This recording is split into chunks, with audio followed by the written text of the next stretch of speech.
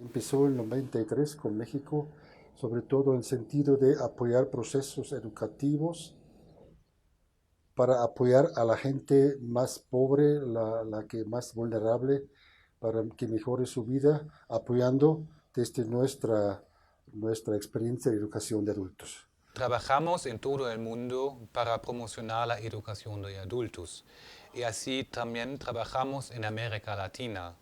Y hemos trabajado ya por muchos años en México y Guatemala y también en Cuba porque tenemos muy buenos contactos. Ya establecemos una red de contrapartes. Desde el principio hemos buscado relaciones con instituciones, con organizaciones, con cooperativas que estaban trabajando con los pueblos indígenas en México, en Guatemala. También lo hicimos antes, también igual en Bolivia, pero con otra connotación. La idea de nuestro trabajo es que vamos a reforzar y apoyar organizaciones de la sociedad civil. Sabemos de que en poco más o menos de 25 años no se pueden cambiar situaciones históricas, pero hay importantes avances que podrían resumirse en participación de jóvenes mujeres, en desarrollo de capacidades económicas de las familias y el proceso de participación política de la juventud.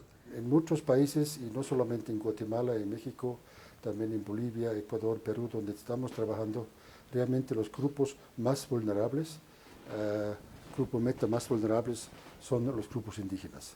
Desde la parte educativa, desde la cuestión de organización, de tener tierra. El campo ahora ya no produce tanto, ¿no? Entonces, como ya no da tanto y ya nos acostumbramos que el sistema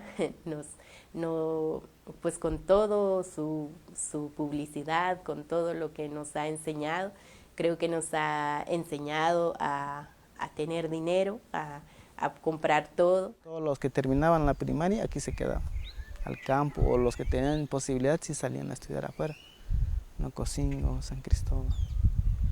Pero la mayoría se quedaban acá, trabajar el campo. Un aproximado de hace 10 años los que migraban son los hombres, no todos los hombres migraban hacia Sonora, Sinaloa, Baja California o hacia la Ciudad de México en la construcción. Y ya últimamente están migrando más mujeres y más jóvenes, niños.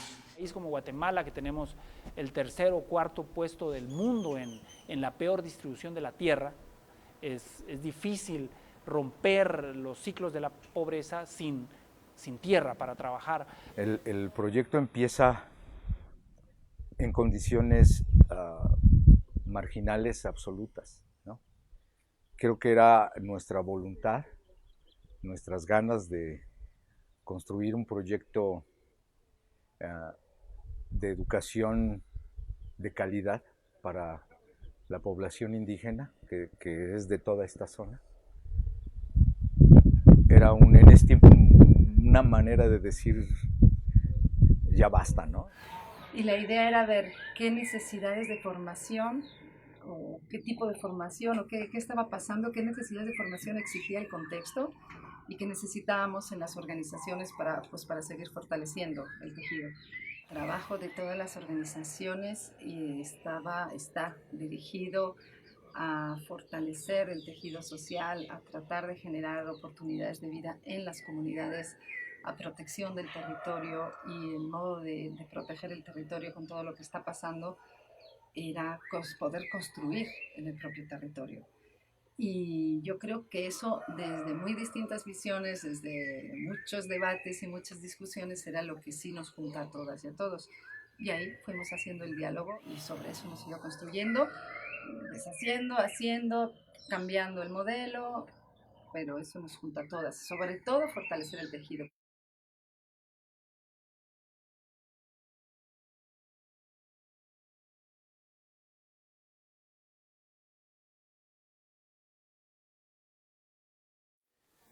En dónde está el valor de los saberes, ¿no? O del saber, del conocimiento, etcétera, ¿no? Entonces había como una discusión muy fuerte de decir, bueno, es un programa que tiene que estar avalado oficialmente, tal, cumplir requisitos para poder ofrecer una titulación. Y había otra gente que decía, pero ¿y dónde dejamos entonces a mucha gente que trabaja en las organizaciones que son promotores o promotoras desde hace muchísimos años, pero que jamás han pisado un espacio escolar formal y no tienen ningún papel que lo acredite? Pero su experiencia de vida, pues tiene un montón de cosas que ofrecer. El primer proyecto se crea lo que es la secundaria. El segundo proyecto, que es educativo, es la prepa. Ahora ya el COA forma el tercer nivel, el proyecto COA. Está diseñado como una universidad, pero no lo hablamos como una universidad indígena porque aún no está registrado, pero sí está en proceso. No nos llamamos alumnos, nos costó mucho trabajo porque tenía una lógica diferente de que el maestro enseña y el alumno aprende, ¿no? Pues el proyecto COA no, sino que es como el compartir tanto de lo que uno sabe y con los maestros, con los coordinadores, con los promotores, nos llamamos promotores y promotoras, que llegamos al primer encuentro. Pues a mí me fue muy difícil porque tenía que como decidir de ser mamá, como soy mamá, tengo mis 3 hijos y mi bebita ahora que estaba más chiquita en ese entonces, pues ya estaba yo más acostumbrada a estar en casa. Y entonces pues pensaba si me quedaba o seguía estudiando o no, y entonces dije, pues voy a seguir, ¿no? Voy a seguir y tengo que estudiar, ¿no? Entonces, la escuela es como semi-escolarizado, así como la prepa. Llegábamos una semana cada mes, como 6 días, 7, 8 días con la ida y regreso, ¿no? Son como 6, 7 días de encuentros, ¿no? No están llegando a una escuela donde ya sabemos a dónde vamos a llegar. Es decir, siempre pues cada grupo, cada vez son diferentes, entonces, ¿a dónde vamos a llegar? A donde queramos. Entonces, siempre el inicio es pues irnos preguntando, ¿no? Es decir, ¿por qué estamos aquí y hacia dónde queremos caminar? Para ir descubriendo que podemos caminar juntos, que siempre caminar acompañado pues es mejor. A partir de trabajar todo eso y de reflexionar, entonces, ¿por qué? ¿De dónde viene ese discurso de somos pobres? ¿De dónde vienen esos discursos de violencia? Empezamos a ver que nuestra vida son otros discursos también que no estamos viendo. Y yo creo que ahora, si preguntas a los chavos, no creo que haya alguno o ninguno que te diga que es pobre. Te puede decir, a veces necesito dinero, pero no es lo mismo que decir soy pobre. Y como eso, millones de historias. Entonces depende de dónde se hacen las narraciones. La escuelita es un encuentro de mujeres que lo planeamos hace ya un rato, como 2 años y medio más o menos.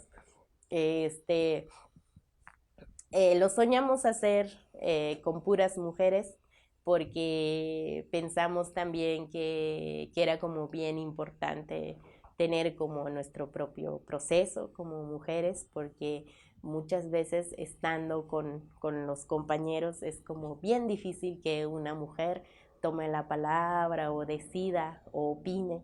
Es como complicado porque así nos enseñaron que los hombres son los que hablan, son los que van a las asambleas y cosas así. Entonces creo que nosotros como mujeres nos ha costado mucho y entonces por eso decidimos que tal vez sea como bien interesante que solas las mujeres podamos estar y compartir y convivir. Son muchas cosas que sí aprendimos de otras mujeres y son muchas cosas que aprendimos entre nosotras las que estamos en la escuelita. Entonces platicamos eso de la violencia, no, es que mi esposo me pega, no, mis hijos ya no me hacen caso.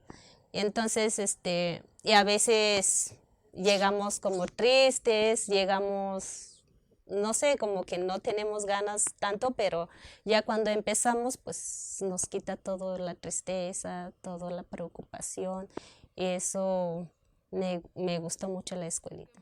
Más bonito que me ha gustado en la escuelita porque han llegado muchas mujeres, a pesar de que hay mujeres que no los dejan venir, pero sí han dicho pues dejo hecho los quehaceres y pues voy. Y pues es lo que me ha gustado porque se han juntado muchas mujeres, se han interesado mucho.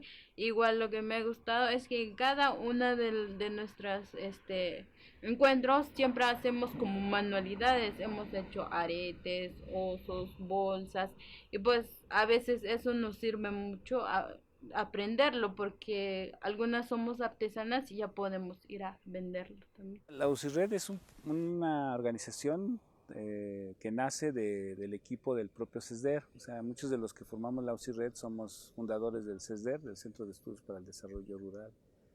La inspiración de la UCI, digamos que tiene que ver con dos cosas. Uno, los años de estar aquí en el CESDER ya habíamos vinculado mucho con organizaciones hermanas de otros estados que veían en el CESDER una posibilidad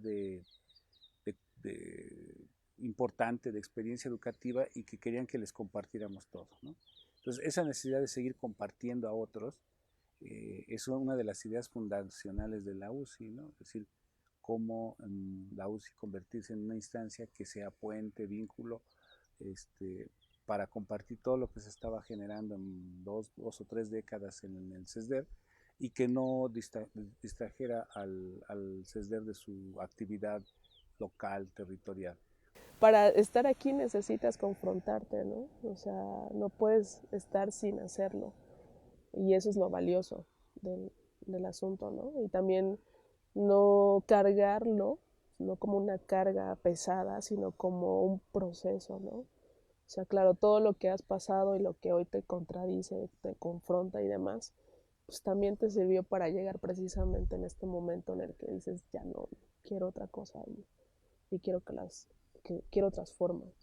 Los estudiantes que participan en las maestrías o en la licenciatura empieza a ser un punto de reconocerse como personas, de oír su voz, de oír su pensamiento, de recuperar, saber que lo que les pasa, viven y piensan, tiene un lugar donde se escucha, donde es acogido por el otro, por la otra, su compañero, en donde en el compartir van encontrando puntos en común y van de lo común decidiendo hacer cosas juntos. Es lo que les va moviendo. Siempre ha sido un permanente estar buscando nuevos enfoques, nuevas maneras. Nosotros negamos la didáctica como tal, ¿no? La didáctica es un método que te va diciendo, haces esto más esto, paso 3, paso 4, paso 5 y te tiene que dar esto. Lo que nosotros decimos es no. Movernos en los márgenes del sistema. Es decir, no al margen del sistema porque dijimos no, o sea, nosotros queremos que la gente que estudie la secundaria, después la preparatoria y la licenciatura, tenga un reconocimiento del Estado, de sus estudios, por lo cual no podemos estar al margen del sistema, pero sí movernos en los márgenes del sistema, es decir, jugar con las posibilidades hasta donde lo permita, en donde la formalidad de los planes de estudio son los que están presentes en los ministerios de educación, en la secretaría, y aquí lo que hacemos es otra manera, ¿no? Hasta donde se pueda, ¿no? Esa es una cuestión que hemos aprendido, buscando siempre que pues, la formalidad y los protocolos que nos exigen los cumplamos los mínimos necesarios para no poner en riesgo la estabilidad o el reconocimiento de los estudios. Hace 3 años, personal del Instituto del INEA en el estado de Puebla nos pidió les ayudáramos a hacer como un diagnóstico acerca de qué pasaba con la capacitación y la formación de las figuras institucionales y educativas y solidarias del INEA, ¿no? Lo hicimos y al final les hicimos una propuesta, ¿no? Una propuesta de formación en la que lo que veíamos es que se estaba perdiendo algo de vista en todos los procesos que les da el instituto a su personal.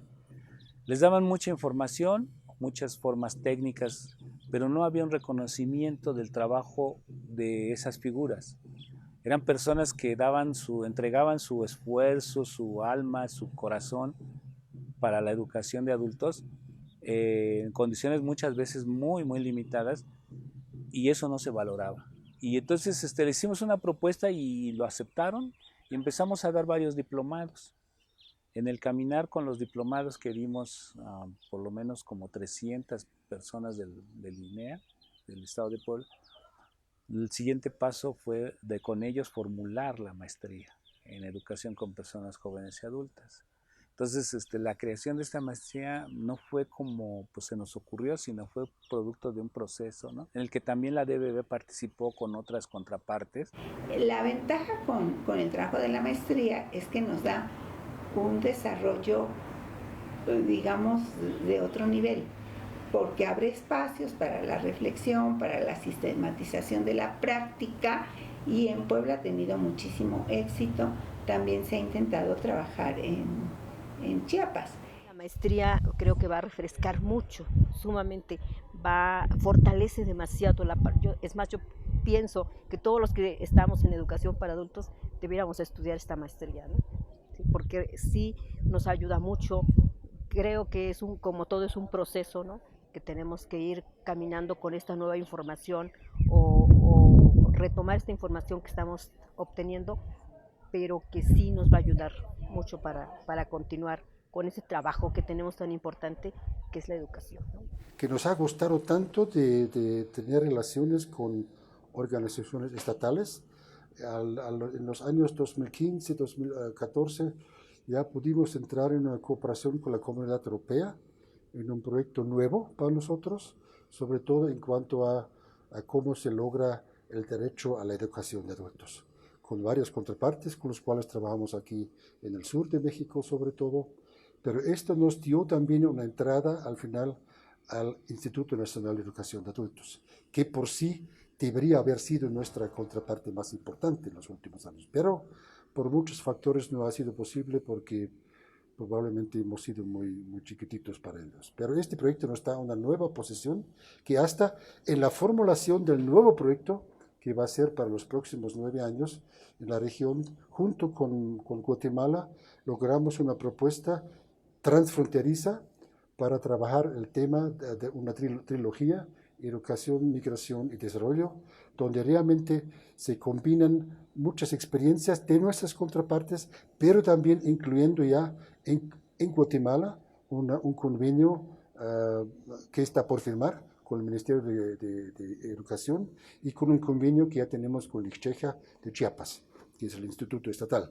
Empezaremos con apoyo de la DBB a plantear la posibilidad de trabajar un currículum conjunto con Guatemala para atender a los migrantes guatemaltecos que llegan a México. Aquí tenemos más de 3,000 guatemaltecos que atendemos en Chiapas y en otras ciudades del país, pero los atendemos con el modelo mexicano. Entonces, queremos hacer un trabajo conjunto con la gente de Guatemala para partir de las propias experiencias y hacer un currículum que resuelva las necesidades del migrante, porque el migrante tiene que afirmar su identidad, ciertamente, pero además tiene que tener elementos del país a donde llega.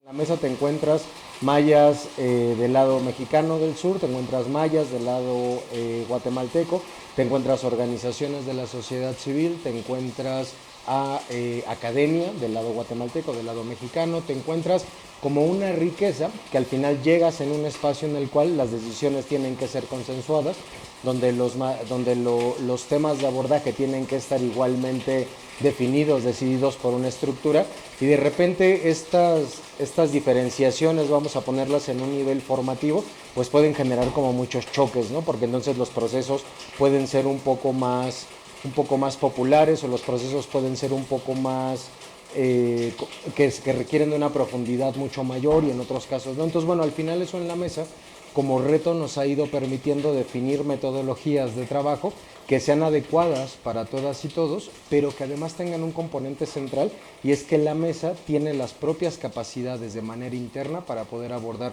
cualquiera de estos temas en contextos migratorios, desde el tema de salud hasta el tema de género, pero que además, dada la situación que en los últimos 10 años ha habido en el territorio, tanto en Guatemala como en México, principalmente desde la militarización a partir de la migración, el modelo de seguridad y el modelo de desarrollo, pues comenzamos a ver que estas comunidades, y principalmente comunidades a nivel comunitario y organizaciones de base, comenzaban a hablar ya no solamente de esto de los migrantes del sueño americano, de esta migración por un poco un factor más económico, sino que empezaban ellos a ver en sus comunidades reflejado la llegada de personas que venían huyendo de violencia, ellos mismos tener que salir por una situación de violencia, por megaproyectos, por mineras, principalmente el proyecto extractivista. Y entonces esto le comenzó a dar un vuelco a la manera en la cual se atendían estas causas estructurales de la migración. La mesa es un espacio en el que hemos tratado de impulsar eso, la defensa y la exigencia de derechos de personas migrantes en sus pueblos de origen, en los pueblos de destino, en las rutas transfronterizas, pero muy focalizada a lo que podemos hacer desde esta región transfronteriza.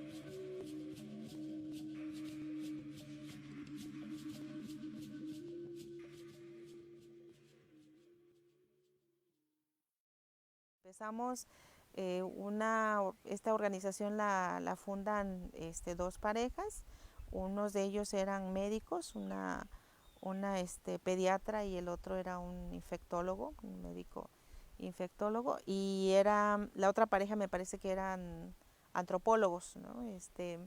Son los que fundan, digamos, la organización. Cuando ya empiezan a ver todas estas necesidades de capacitación técnica es cuando nos invitan a gente con un perfil más técnico como agrónomos para echar la mano en esta parte, ¿no? Cuando terminó esta etapa veíamos importante pues que no solamente era dedicarnos a la parte técnica y solamente a trabajar con un grupo de la comunidad, porque no trabajamos con toda la comunidad. Los grupos eran integrados, el de mujeres era integrado más o menos alrededor de 10, 15 mujeres de cada comunidad, y la organización de los apicultores pues eran alrededor de 50, 60 cuando se lograron conformar, ¿no? Pero no abarcábamos la comunidad, era un tema importante que ahí salió, ¿no? Pues vimos importante transitar desde estar trabajando todos los aspectos técnicos y más organizativos a transitar a un proceso más social, en donde no solamente colaboráramos con grupos organizados, sino también con autoridades comunitarias y también con más población de la comunidad, ¿no? Mirar desde cómo podíamos hacer para que pudiéramos tener un espacio donde empezaran a participar las mujeres, y fue que estas reflexiones y pienses de cómo podíamos incorporarnos se materializan ya hasta el 2017, o sea, sí nos llevó un tiempo de poder mirar y tener condiciones para hacerlo.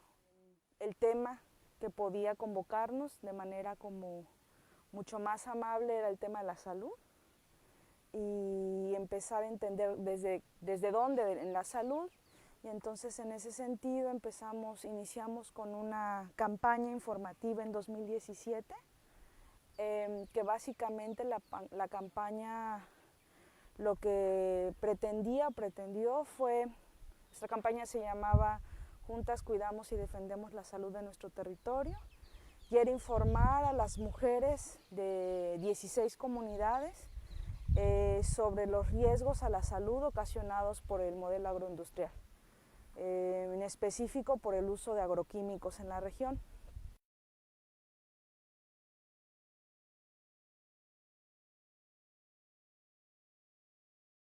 CEDRO es una organización de base comunitaria que se fundó en el año 1984. Interviene en 32 comunidades del área de Totonicapán y tiene cobertura también en otros 5 departamentos, acompañando a organizaciones de desarrollo.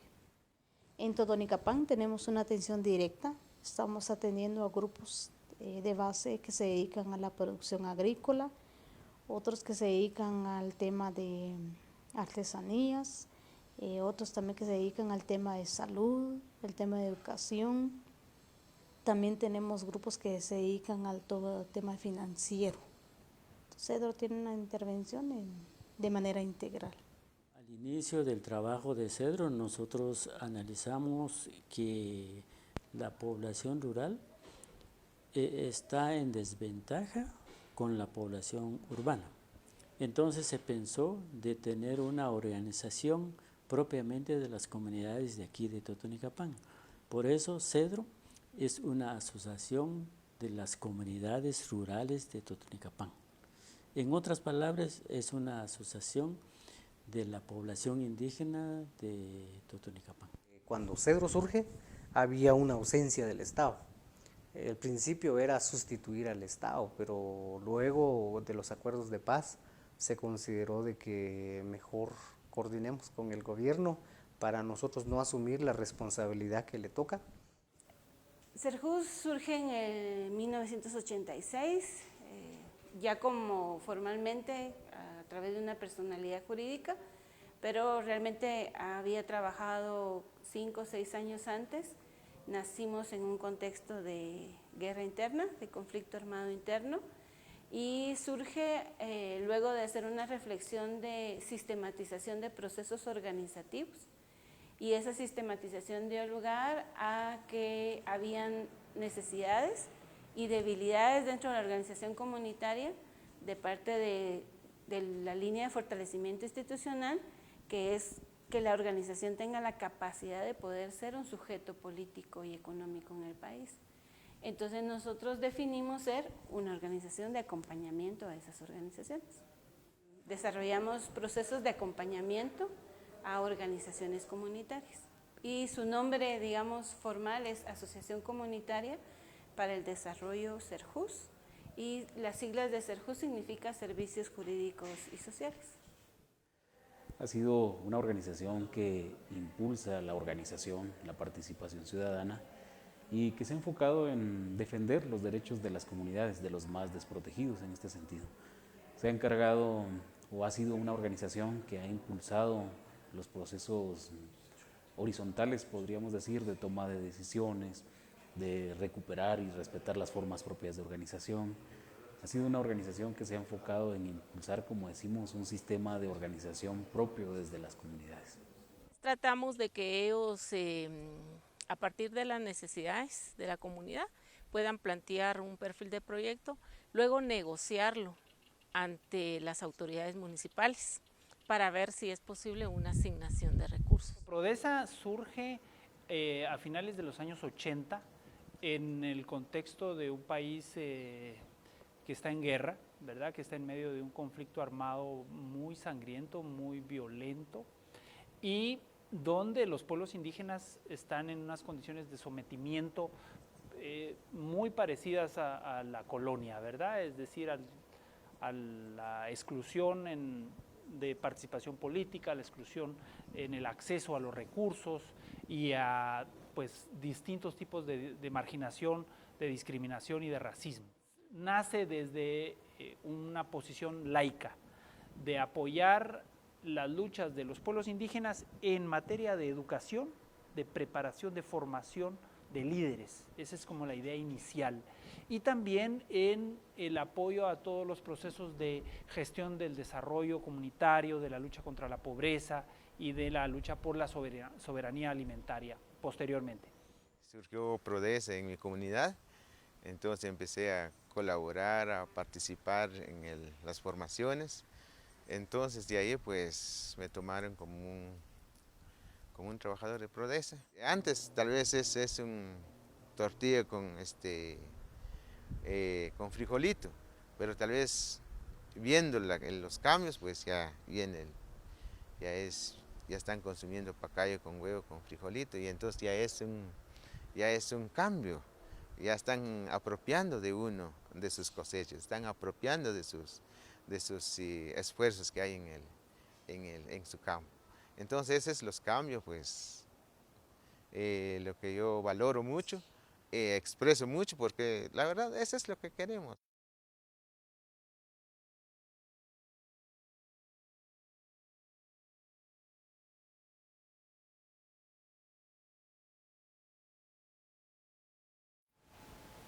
Traje a la DBB la idea de que debiéramos iniciar un programa sobre economía solidaria. Le gustó la idea a la directora, básicamente grupo de organizaciones, no de personas.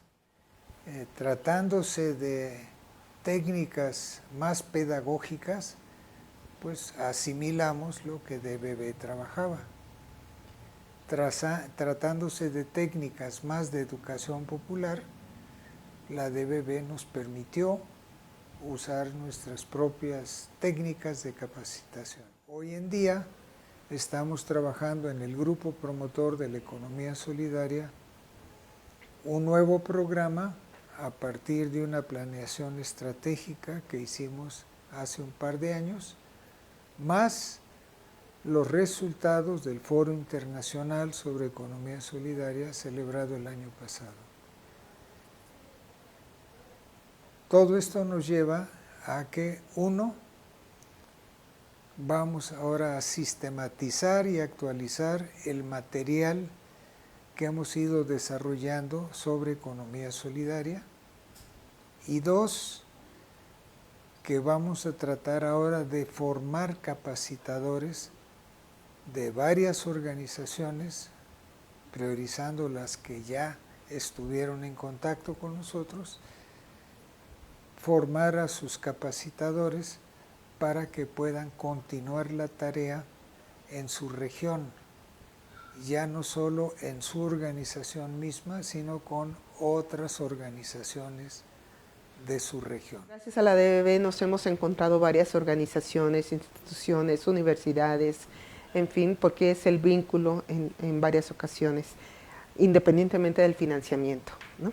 O sea, en la economía solidaria, pues hubo un año que prácticamente no hubo financiamiento y no por eso dejamos de estar vinculados, articulados, de estar trabajando juntos, en fin. O sea, no es el financiamiento lo que nos une a la DBB solamente, ¿no? La relación con las contrapartes es clave para el éxito del trabajo. Y como ya he dicho, trabajamos a través de metodologías participativas y no vamos a imponer un programa a través de ideas que vienen de Alemania o de Europa.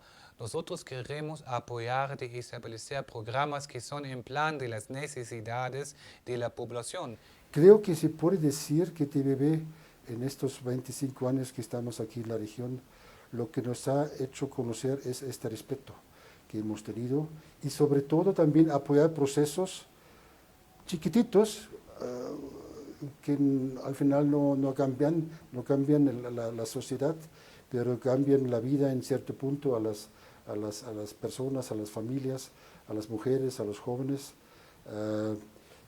respetando su proceso propio y aprendiendo de este. Cada etapa en la que hemos revisado nuestro caminar, algo que siempre ha salido y que a mí me parece que es muy valioso mencionarlo, es que la DBB siempre nos ha permitido trabajar con procesos, nunca ha sido con proyectos. O sea, no es que nos financie porque entonces se va a producir algo y una vez que se produce, pues ya se acabó. Eso no ha sido, eso creo que es lo que marca la diferencia con la DBB de otras agencias, que bueno, esperan el resultado inmediato porque pues financian una cosa de producción y entonces hay que sacarlo, ¿no? Con la DBB no ha sido así, realmente nos ha permitido trabajar los procesos y la mayoría de estos procesos han sido procesos educativos, que es como la parte fuerte, digamos, de la DBB. El tiempo juega un rol muy importante en lo que es el proceso de desarrollo. Los mayas hemos tenido la habilidad de manejar el tiempo y el contexto, y creo yo que hay en el caminar elementos naturales que apoyan el desarrollo positivo del tiempo, y eso analógicamente el DBB junto a Cedro lo podemos ver como un amigo que nos encontramos en el camino y nos apoyó bastante en este tiempo, y decirles de que pues no han invertido por gusto, sino que hay capacidad humana que se ha desarrollado y que hay condiciones humanas que se han podido inculcar en las comunidades rurales, en el caso de Totonicapán, en Guatemala en general, y con más apegados un poco a los hermanos de México, que es donde casi que encontramos mayor similitud, ¿verdad? Viene el DBB, nos viene a dar como ese énfasis en educación, y ya lo adaptamos, digamos, a los proyectos que nosotros teníamos y a los procesos de acompañamiento en el marco de ir generando participación política, organización comunitaria, la formación en derechos, ir creando, digamos, en la comunidad el sujeto político que tenga la capacidad de poder intervenir en el desarrollo económico, político y social desde la realidad de las comunidades. Generar una escuela de comunidades transfronterizas. Y era cómo entonces todo esto de lo que hemos venido hablando, desde el capitalismo, desde el patriarcado, desde las leyes migratorias en México, en Estados Unidos, en Guatemala, y que todo esto pudiéramos tenerlo como en un modelo, por así decirlo, educativo, formativo, que pudiera ser aplicado para todas las personas de todos lados y de cualquier tipo de lugar y nivel, ¿no? O sea, a nivel educativo. Justamente con el tiempo se va dando la relación con el DBB en función de que nos apoyan, se identifican con esta búsqueda de formar líderes indígenas. Líderes que pudieran recibir acá elementos técnicos para hacer mejor su trabajo de organización, de articulación, en medio de un proceso todavía de represión, ¿verdad?, que existía al final de los años 80, a principios de los años 90. Pues es una organización que también es bastante entrañable y cercana a esta historia del CESDER y del AUSIRED, ¿no? En realidad, pocas son las agencias de cooperación con las que tenemos, digamos, esta cercanía de amistad y de confianza, y la DBB es una de ellas. Ha sido tan importante su colaboración, porque la DBB, ¿no?, es una asociación para la educación de adultos, ¿no? Porque a veces pensamos, ¿no?, cuando hablamos de educación es para los niños o para los que pasan en la escuela, no, sino también para la gente adulta, los jóvenes. Con la DBB estuvimos participando mucho, ¿no?, en el tema de seguridad alimentaria, que se empezó a promover en la cooperativa de Paluchen. También se estuvo acompañando a los productores, en las familias. Eso significó mucho para nosotros. Y como jóvenes también se hicieron algunos proyectos y eventos aquí que se realizaron. Hemos tenido un trabajo colaborativo muy importante. A veces trabajar con organismos internacionales es complejo, porque cada uno tenemos nuestras normas, nuestro enfoque, y aquí hemos encontrado una plena identidad. Hemos encontrado que se puede hacer un trabajo sencillo de intercambio, de comunicación. Creo que lo que nos une son tener objetivos, propósitos e intereses comunes. Entonces ha sido de verdad para nosotros muy benéfico el poder contar con este intercambio favorecido por la DBB. No se puede subestimar la importancia de la educación de adultos, que en nuestros días de hoy necesitamos esa educación y ese aprendizaje a lo largo de la vida. Como estamos confrontados con muchos desafíos que no se puede resolver solamente a través de un buen mercado laboral o de una buena educación escolar. Lo que necesitamos es un aprendizaje a lo largo de la vida.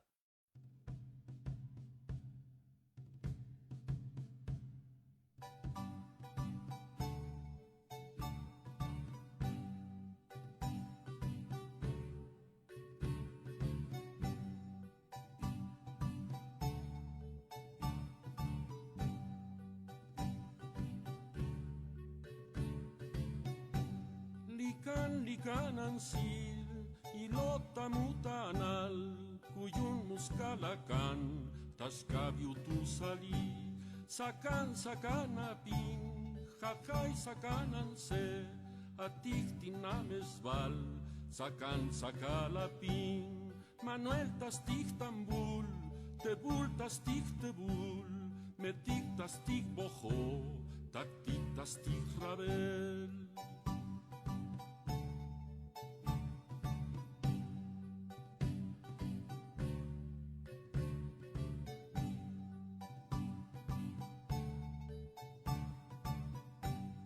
La DBB en más de 40 países que está trabajando desde hace 50 años. El próximo año cumplimos 50 años de existencia como DBB internacional. En miles de proyectos hemos apoyado procesos interesantes de educación que se quedan, que son en gran parte sostenibles. No han cambiado muchas veces las lecturas, pero han aportado procesos que ya no son revertibles. Esto sí, puedo decir, sabiendo que somos demasiado chicos para cambiar el mundo, pero creo que hemos aportado algo. Lo que buscamos es eso, una educación de sujetos, sí, críticos, políticamente conscientes en el mundo donde se desenvuelve y de lo que implica intentar ir más allá de aquello que me van marcando como lo válido. Mucha fortaleza, mucha esperanza, mucho aprendizaje. O sea, para mí, de verdad, nunca, digo, he acompañado y he estado en procesos, acompañando procesos de grupos hace ya algunos años, y nunca había vivenciado lo que vivimos ahora en tan corto tiempo sobre como la potencia de estar juntas. Muy esperanzador, hay mucha formación técnica, hay mucha conciencia política.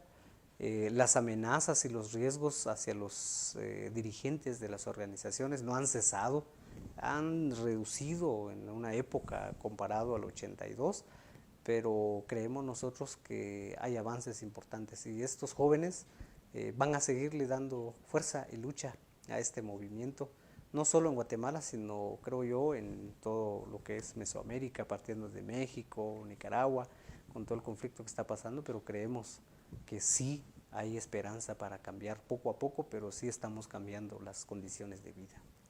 Muchas veces, queriendo sembrar, estamos pisando semillas que ni siquiera estamos viendo. Y creo que eso es el trabajo en la interculturalidad y en la educación. No sabes lo que deshaces.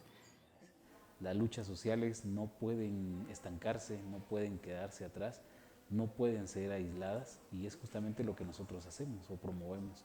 El llamado a la unidad, el poder tener un proyecto político que sea de vida, un proyecto político que no sea para una cuestión temporal o cuestiones inmediatas, sino que puedan delimitar y plantear justamente acciones de vida para las comunidades. Interpretación que puedas tener de la vida a través de lo que ellos dicen, o sea, no te lo da ninguna universidad. Eso lo vives y lo aprendes solamente conviviendo con la gente. Esto es un reto para mí, porque es un proyecto que ha transformado mi vida, mi familia, y ahora siento que tengo un compromiso con la comunidad, de que si tuve esta posibilidad, pues cómo seguir trabajando y luchando para que otras generaciones tengan esta posibilidad, más comunidades que puedan beneficiarse y el seguir articulándonos con otras organizaciones, porque esto es el esfuerzo de mucha gente, de muchas organizaciones, solos no podemos. Si terminamos en las comunidades, ¿qué va a seguir? Todavía no tenemos planeado, pero sí, yo por mi parte quiero que va a seguir siempre, que siga siempre esa escuelita de las mujeres, aunque sea en la comunidad o donde sea, pero que sí haya más fuerza de juntar las mujeres. Empoderar. Ese es, creo yo, el hacer sentir a la gente su dignidad.